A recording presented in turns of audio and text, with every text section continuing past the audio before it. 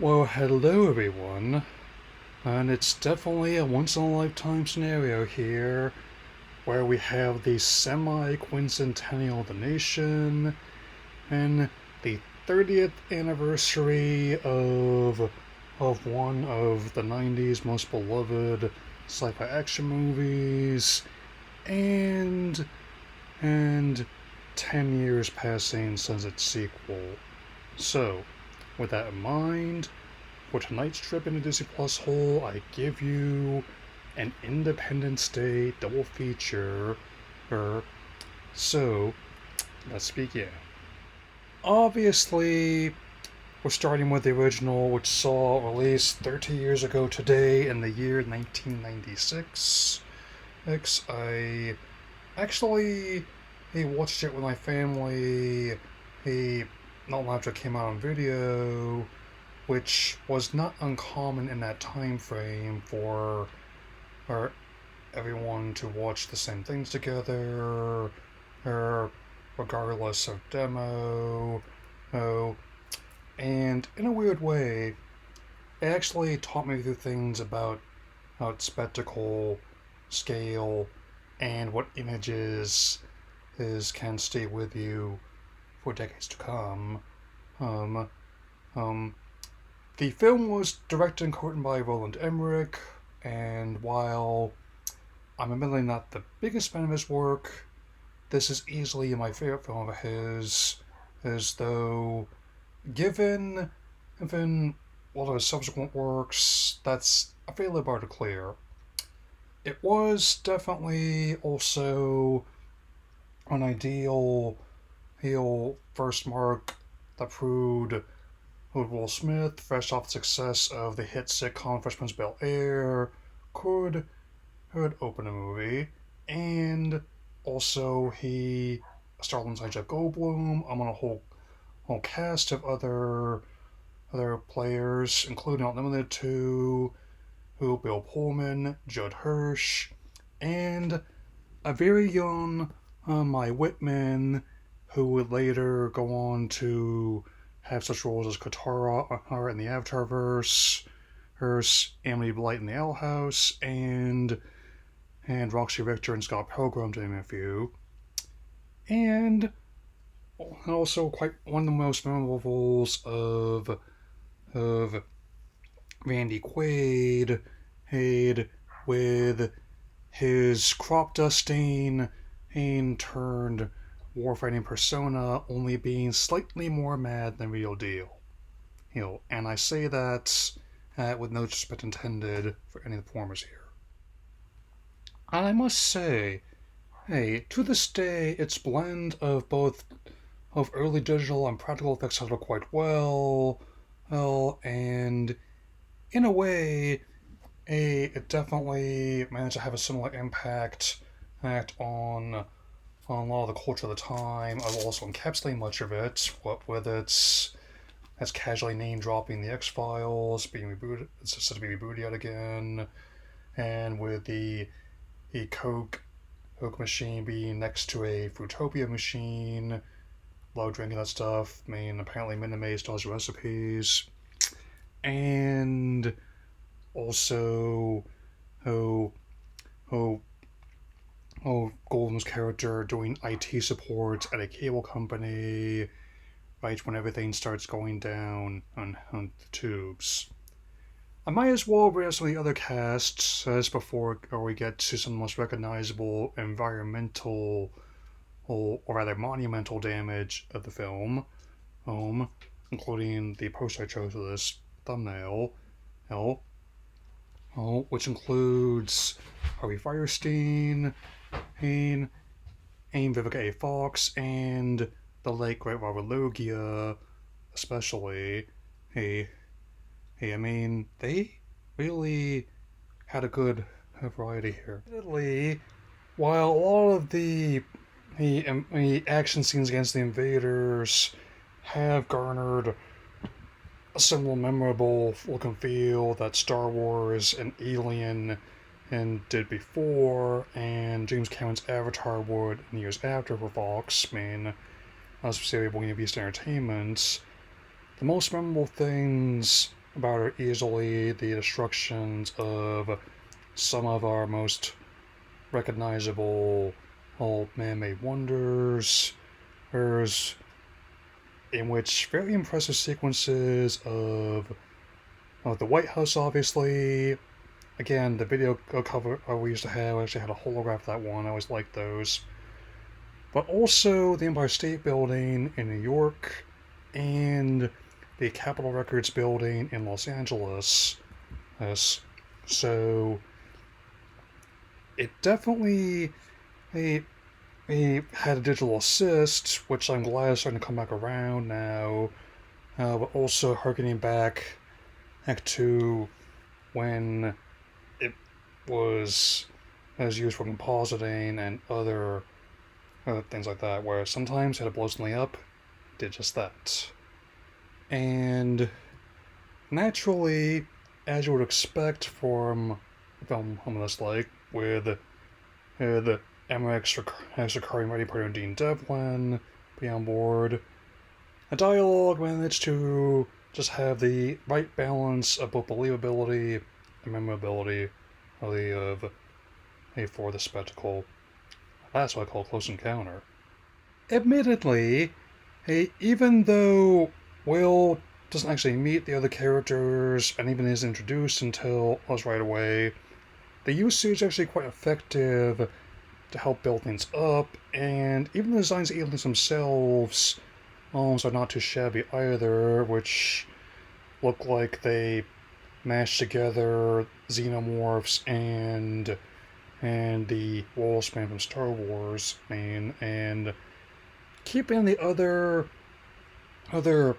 parallels to other big science fiction franchises as of the day, that still have their fans even amid the discourse.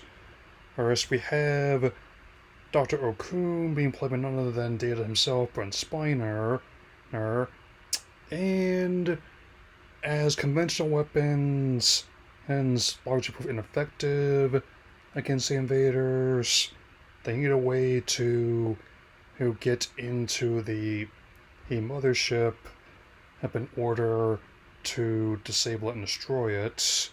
It with a downed like craft and one scene that has been homaged and spoofed a fair bit, a computer virus that Google managed to code on his laptop, and apparently it's the same kind he actually did commercials for in that same time frame. And because part of my head is kind of still has that sense of humor, those commercials were also spoofed where he got a little bit deep into his cup when giving the sales pitch as well. Oh, and I gotta say, Pullman's speech towards the strike force still resonates to this day, at least with me on a personal level. Well, I mean, he may not be winning a beauty contest, but Pullman still has immense capabilities as an everyman kind of actor. I mean, can't trust Lone Star, who can you trust? And at the end of the day, even though there is immense risk involved in the prospect, decided to go forward with it anyway, with Quaid's character sacrificing himself to help bring down the mothership, and the virus plan actually ended up working quite well indeed, and the day ends up being saved. I actually only fairly recently realized just how long this movie was. At least most of the places I've watched it seem to be having the director's cut, which adds in 20 minutes of footage that was previously not seen in theaters. But another way to tell that I was actually a SD, not ADD in hindsight. I mean, someone whose AD won't have the attention span for an 80-minute cartoon, let alone a 2 hour and 25-minute science fiction blockbuster, and oh, much in the vein of fellow Star Wars D2 and Jurassic Park, which I both keep a rotation around this time of year. It was indeed a huge hit. Ended up being the biggest one in 1996 even, and cementing in the decade for its own vast array of pop culture, and ultimately taking in $306 million domestically and well over $800 million worldwide on a budget of $75 to $90 million. So, naturally, while it may not have had the same amount of expansion as its contemporaries, which we'll come back to in a bit, it did garner a fan base that actually did express interest in a sequel, which we did eventually get 20 years down the line. So, I also will offer yet again another pop culture confession, which I've often been doing a lot this year. While I have seen the original film numerous times since it came out, this is actually the first time I've actually seen the sequel since it first released, and I decided to do this video. So, let's get to it with 2016's Independence Day resurgence. And, of course, regrettably, I already knew we were kind of in trouble when Will Smith declined to return, and the explanation and for why his character was absent, and being a casualty of a failed test pilot routine. I honestly do not buy that. I mean, if they had to write him out, I would have at least had him go down fighting, personally. But that's just me. And while Jesse T. Usher and Liam Hemsworth, Chris's often overlooked brother, are fine actors in their own rights, they admittedly did not have the same kind of pull that the previous cast did, and a lot of the others actually were back there. And both Emmerich and Devlin did return. I also understand that sometimes you gotta take story ideas as they come, but especially what I'm about to get into, this one clearly needed a few more rewrites, at least personally. And with that in mind, the movie kind of takes place in something of an alternate version of the year it was released, and not just because of the chain of command, but also suggesting a lot more tech was reverse engineered from the downed ships than was suggested, to the point where they actually were building moon bases and faster than light crafts, neither was very much a thing here. And I also will address as another elephant in the room right away.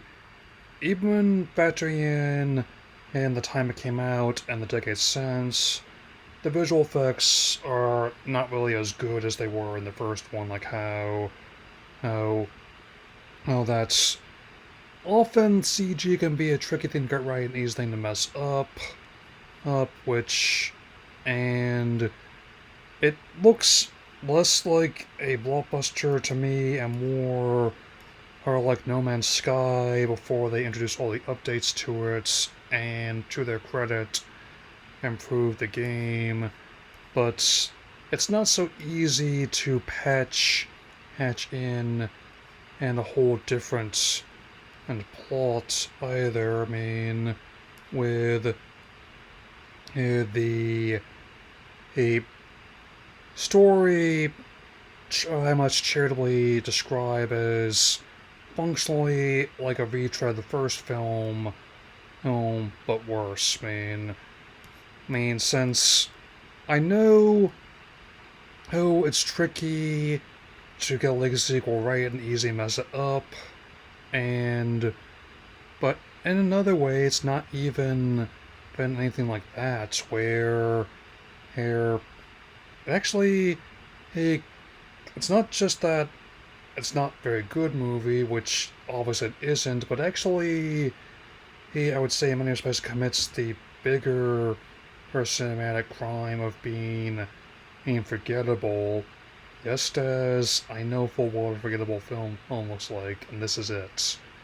I mean, I still remember the dog evading the wall of flames, aims, and jumping back into Vivica's arms more than anything in here.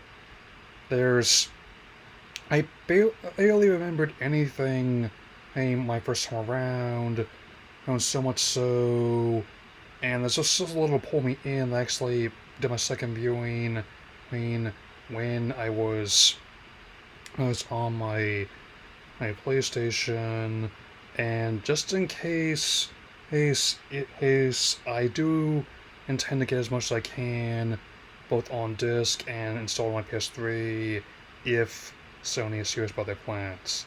Remember, I said if. In all fairness, as the actors that did bring back from the original are trying what little they're given, including Goldblum, Hirsch, Pullman, and ended up being something of a final film for Robert Loggia, who passed away the same year it released, and subsequently dedicated to his memory. A and definitely a a kind and even things I do remember about it were just kind of out there. I mean, where functionally both the villain and the key stopping them are more or less the intergalactic equivalent of an Alexa. I mean, and here I thought that the biggest issue with AI would that they would be potentially wiping us all off the map and sending cyborgs after us. Instead, it, they had to junk their Hunk Rufus because it could not tell that a PS4 game would be compatible with a PS5, but not the other way around. And again, and if anyone believes that they will not walk back the decision and it's a losing battle, I've got a boomerang shaped gamepad to sell them.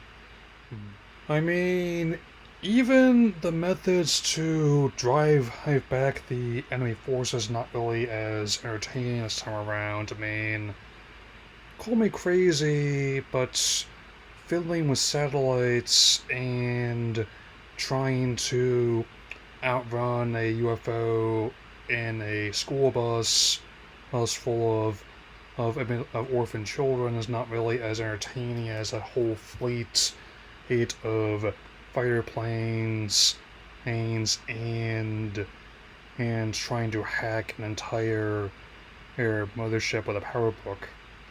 Yes, kids, I'm old to know what a power book is, and the film does at least end in victory.